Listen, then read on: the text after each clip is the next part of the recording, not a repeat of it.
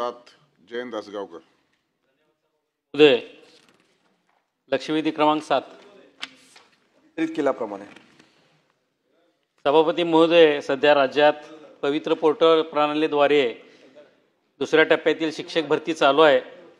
ही भरती प्रक्रिया राबवताना संस्थांना अनेक अडचणींना सामोरं जावं लागतंय।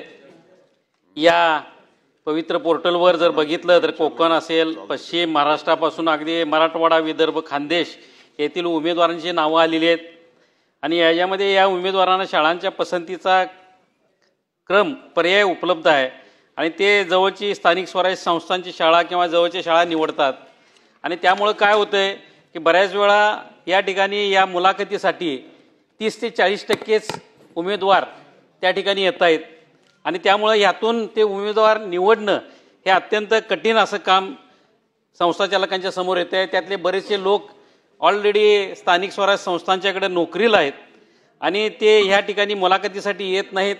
मग त्या ठिकाणी संस्थाचालकांना शिक्षक मिळणं दुरपास्त झालेलं आहे आणि याच्यामुळे शाळेच्या गुणवत्तेवर त्याचा परिणाम होतोय आणि यामध्ये जर बघितलं तर ह्या ज्या सगळ्या त्रुटी आहेत, म्हणजे अगदी स्वामी विवेकानंद सारखे शिक्षण संस्थेचं उदाहरण द्यायचं झालं तर त्या ठिकाणी त्यांच्याकडे 429 जागा होत्या, त्यांनी विदाऊट इंटरव्ह्यूचा ऑप्शन घेतला। असा घेऊन सुद्धा त्यांच्याकडे आता फक्त 29 लोक हजर झालेले आहेत। ही परिस्थिती आहे। त्यामुळे जर बघितलं तर या ठिकाणी पारदर्शकता यावी म्हणून पवित्र पोर्टल चालू केलं, परंतु त्याच्यामध्ये जर बघितलं तर त्याचा परिणाम जो आहे तो अत्यंत कमी असा दिसून येतोय। त्यामुळं माझा स्पेसिफिक प्रश्न आहे मंत्री महोदयांना की या ठिकाणी हे पवित्र पोर्टल रद्द होणार का? जर रद्द होणार नसेल तर त्याच्यामध्ये यातल्या त्रुटी दूर केल्या जाणार का? आणि उत्तरामध्ये दिलेलं आहे की त्यांनी की 12/2/25 नुसार 1:3 म्हणजे आज 1:10 जर दिले तरी त्या ठिकाणी उमेदवार येईनात आणि 1:3 दिले तर मला वाटते कोणच येणार नाही अशी परिस्थिती आहे। त्यामुळे या ठिकाणी आपण याबाबत काय धोरण स्वीकारणार हे या ठिकाणी ते समजावं।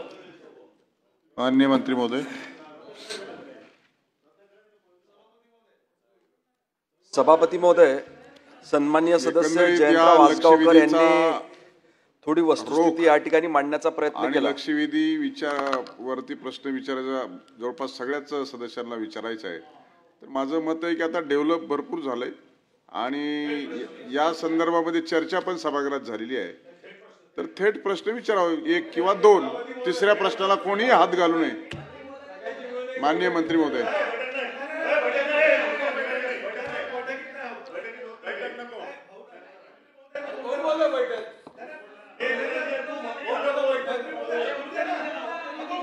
पुढे ढकलायची आवश्यकता नाही ना? सभापती महोदय, आपण उशिरा आलेत, आपला 9वा नंबर आहे।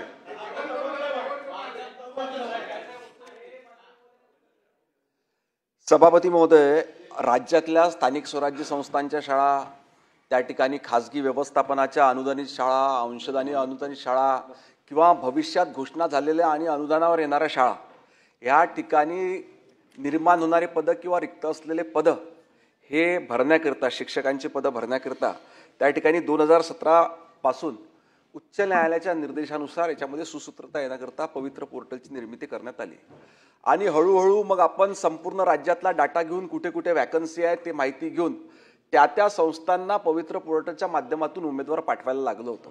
परंतु याच्यामध्ये असं लक्षात आलं की अनेक वेळेस त्या ठिकाणी जेवढे उमेदवार त्या शिक्षण संस्थेला हवे आहे त्या प्रमाणात उमेदवार मिळत नाही। एक तर उपस्थिती राहत नाही, नंतर त्या ठिकाणी उपस्थित असलेले अनेक वेळेस तर पात्र ठरत नाही जे पाठविले आहे ते।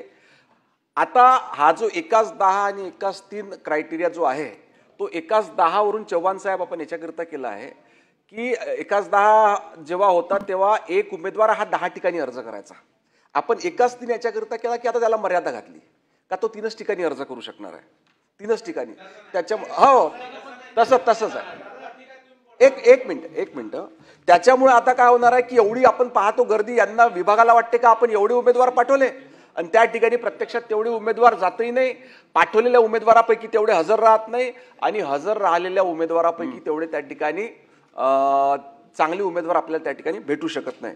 म्हणून आता सन्मान्य आसगावकर साहेबांचा प्रश्न होणार की पवित्र पोर्टल रद्द करणार का? रद्द तर करणार नाही, परंतु याच्यामध्ये काही सुधारणा असल्यास त्या निश्चितपणे करण्यात येतील.